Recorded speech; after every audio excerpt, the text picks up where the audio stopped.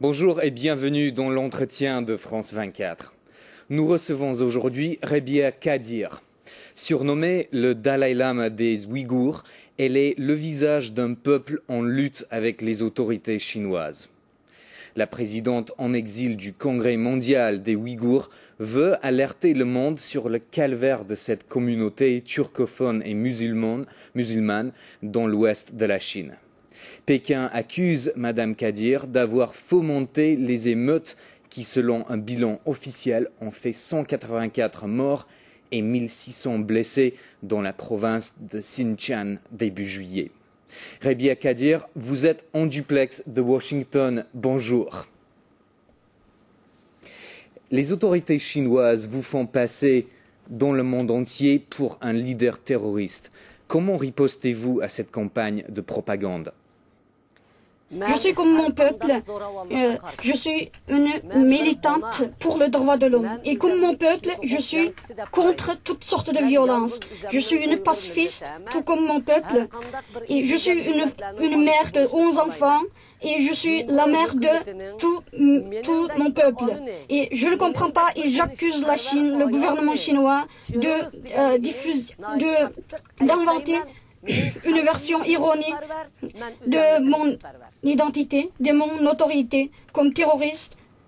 Alors la Chine vous accuse d'avoir dirigé les violences. Quel genre de contact avez-vous avec les groupes ouïghours au Xinjiang? Je suis toujours avec mon peuple et la Chine, elle sera jamais capable de me séparer de mon peuple.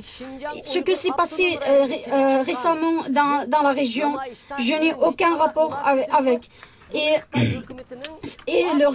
la cause de ces violences, c'est totalement la faute au gouvernement chinois et à sa politique depuis 60 ans. Est-ce que vous donnez des conseils stratégiques aux associations ouïghours en Chine? Non, je n'ai aucun rapport direct avec la région. Je suis au courant de ce qui se passe uniquement par les gens qui viennent de la région ou par l'aide des websites, des sites internet. Donc, je ne peux même pas téléphoner mes enfants. Vous n'avez aucune nouvelle de vos enfants qui sont en prison? Mes enfants, que ce soit dans la prison ou à l'extérieur, je n'ai aucune nouvelle d'eux. Je ne peux pas téléphoner ou je ne peux pas parler avec eux. Et je n'ai même pas de lien avec mes proches, ma famille de là-bas. Donc, vous n'avez aucune source pour savoir ce qui se passe réellement aujourd'hui à Urumqi? J'ai les informations que les gens qui se lancent dans ce métier et les gens qui font des informations, des recherches et aussi les victimes et les témoignages sur place. J'ai recueilli des informations réelles. Passons aux questions politiques. Quelle liberté réclamez-vous pour les Ouïghours?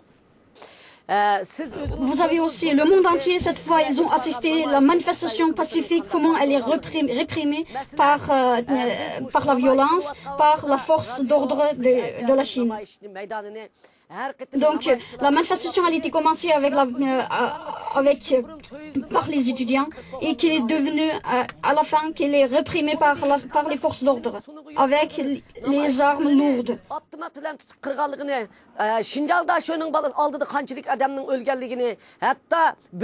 Selon les témoignages de RFA, qu'on a vu que à Urumqi, dans la nuit, ils ont éteint les lumières et ils ont pénétré dans les quartiers ouïghours et tué 10 milliers de Ouïghours. Et la Chine, elle montre 187 morts et 1500 blessés. Alors que derrière cela, les victimes ouïghours qui sont morts, le nombre d'Ouïghours qui sont morts, dépasse largement ces chiffres officiels. Alors, Madame Kadir, je vous repose la question. Quelles sont vos réclamations? Quelles sont vos réclamations pour les Ouïghours? Les revendications? Uygurlarga qandaq erkinlik talep qılıptım. Uygurlarning hazır sözleş hukuku yok. Uygurlarning Les Ouïghours, ils n'ont aucun droit culturel ni linguistique. Sözleş hukuku yok. Uygurlarning madaniyat ve muarif taraqqi qilish hukuku yok. Ils n'ont pas droit à parler leur propre langue. Ils n'ont pas accès à l'éducation dans leur propre langue. Et ils n'ont pas le droit pour le développement culturel ni économique. Et par contre, ils ont bien le droit pour obéir. Ils ont bien le droit pour mourir, ils ont bien le droit à écouter l'ordre chinois.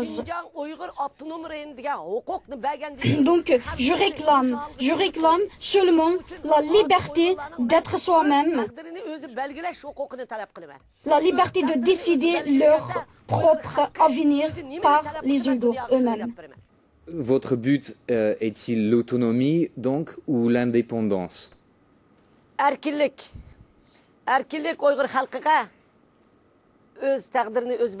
Nous avons vu l'autonomie à la chinoise. La Chine, elle a donné l'autonomie au Tibet. La Chine, elle a donné l'autonomie aux Ouïghours. On connaît cette autonomie. Donc, notre but, tout d'abord, c'est de rencontrer les dirigeants chinois et d'être ensemble dans une table ronde pour négocier et pour entendre qu'est-ce qu'ils nous proposent et qu'est-ce que nous on propose.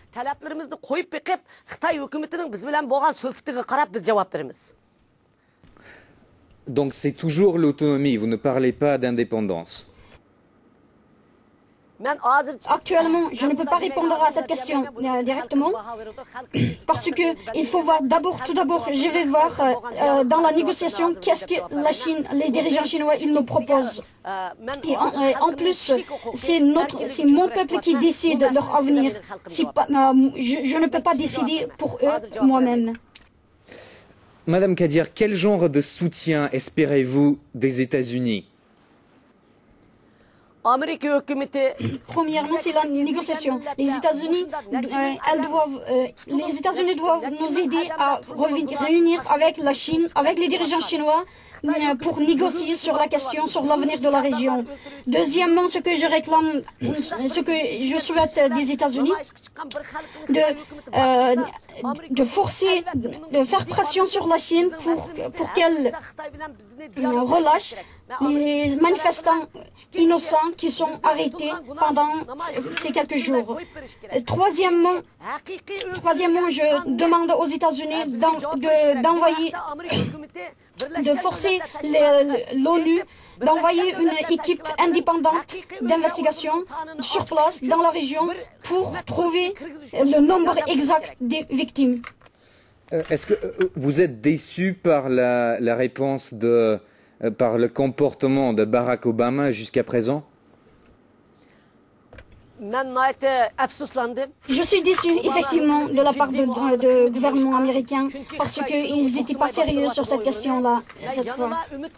Et surtout, je sais qu'il y a la pression énorme de la Chine sur le gouvernement américain, mais j'ai toujours l'espoir de la part des États-Unis. Madame Kadir, parlons un peu du terrain encore. Après les violences, craignez-vous un renouveau du mouvement islamique du Turkestan oriental, le MITO, classé groupe terroriste par l'ONU? Je sais que je fais confiance en mon peuple. Je sais qu'il n'y aura pas de groupe terroriste chez les Ouïghours. Mais en même temps, après toutes sortes de violences et pressions de la part du gouvernement chinois, j'espère qu'il n'y aura pas ce genre d'organisation. Madame Kadir, certains vous comparent au chef spirituel tibétain. Que pensez-vous du Dalai Lama? Je respecte beaucoup Dalai Lama parce qu'il a toute sa vie, il a lutté pour la liberté de son peuple. Et je vais faire comme il a fait et il est mon modèle. Merci beaucoup, Rebia Kadir, présidente en exil du Congrès mondial des Ouïghours, en duplex de Washington. C'est la fin de cet entretien de France 24.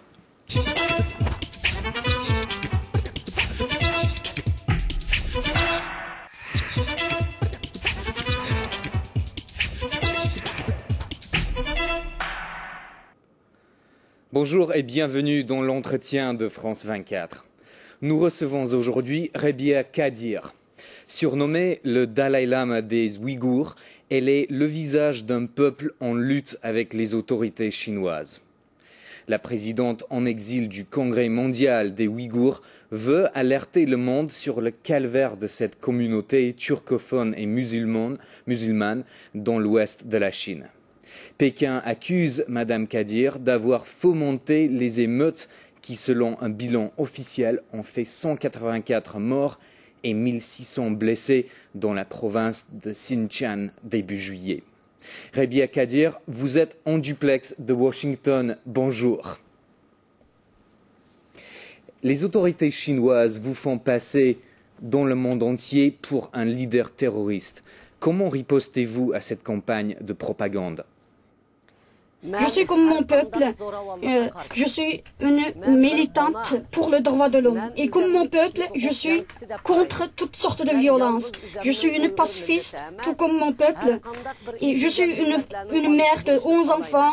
Et je suis la mère de tout mon peuple. Et je ne comprends pas et j'accuse la Chine, le gouvernement chinois, d'inventer une version ironique de mon identité, de mon autorité comme terroriste. Alors la Chine vous accuse d'avoir dirigé les violences. Quel genre de contact avez-vous avec les groupes ouïghours au Xinjiang? Je suis toujours avec mon peuple et la Chine, elle sera jamais capable de me séparer de mon peuple. Ce que s'est passé récemment dans la région, je n'ai aucun rapport avec. Et la cause de ces violences, c'est totalement la faute au gouvernement chinois et à sa politique depuis 60 ans. Est-ce que vous donnez des conseils stratégiques aux associations ouïghours en Chine? Non, je n'ai aucun rapport direct avec la région. Je suis au courant de ce qui se passe uniquement par les gens qui viennent de la région ou par l'aide des websites, des sites internet. Donc, je ne peux même pas téléphoner mes enfants. Vous n'avez aucune nouvelle de vos enfants qui sont en prison?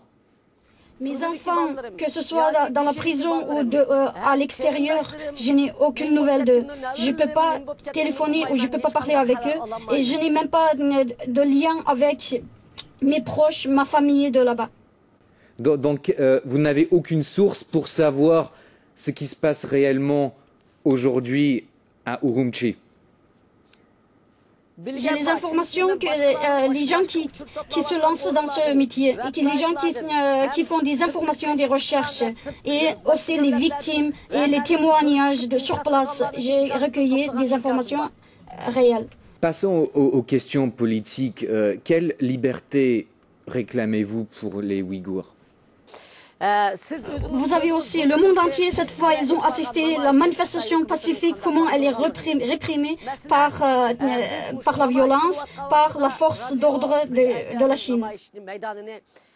Donc, la manifestation a été commencée par les étudiants et qui est devenue, à la fin, qu'elle est réprimée par les forces d'ordre, avec les armes lourdes.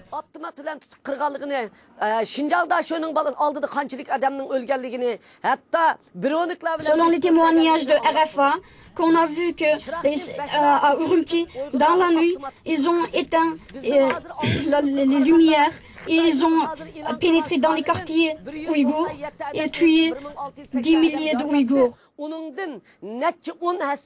Et la Chine, elle montre 187 morts et 1500 blessés. Alors que derrière cela, les victimes ouïghours qui sont morts, le nombre d'Ouïghours qui sont morts, dépasse largement ces chiffres officiels. Alors, Madame Kadir, je vous repose la question. Quelles sont vos réclamations? Quelles sont vos réclamations pour les Ouïghours? Les revendications? Les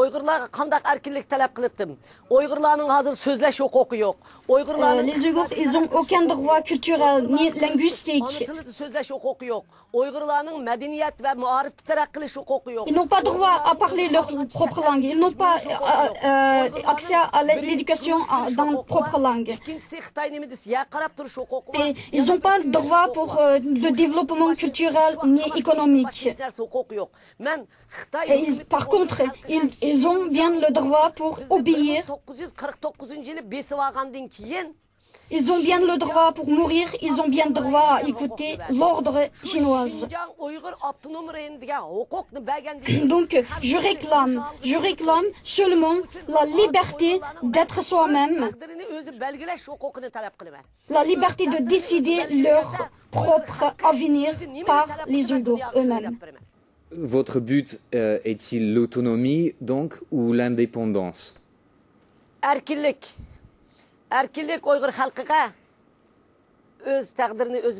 Nous avons vu l'autonomie à la chinoise. La Chine, elle a donné l'autonomie au Tibet. La Chine, elle a donné l'autonomie aux Ouïghours. On connaît cette autonomie. Donc, notre but, tout d'abord, c'est de rencontrer les dirigeants chinois et d'être ensemble dans une table ronde pour négocier et pour entendre qu'est-ce qu'ils nous proposent et qu'est-ce que nous on propose.